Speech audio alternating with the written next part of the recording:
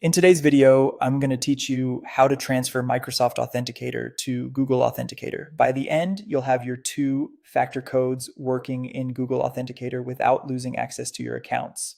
We'll move each account one at a time, which is the safest way to switch. First, install and open the Google Authenticator app on your phone. You can find it in your device's app store. When you open it, allow camera permissions if prompted. You'll need the camera to scan QR codes in a moment.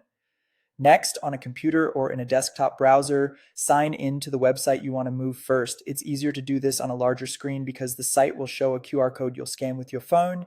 Have your phone nearby and make sure you can receive the current Microsoft Authenticator codes in case the site asks for one more verification during the change. Once you're in the account, head to the security or two-step verification settings. Look for an option to switch your Authenticator app.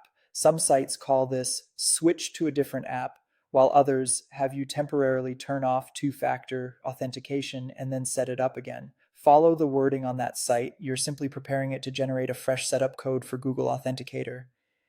Choose the option to set up an Authenticator app. The website will display a QR code. Keep that page open.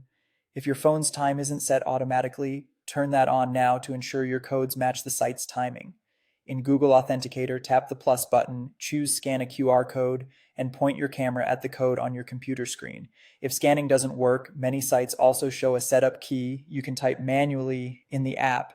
After adding it, you should see a new 6-digit code for that account in Google Authenticator.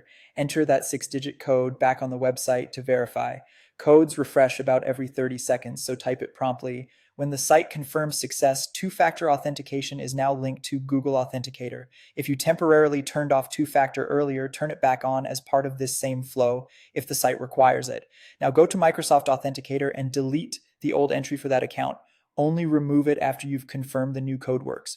Repeat this process for each account you protect with two-factor.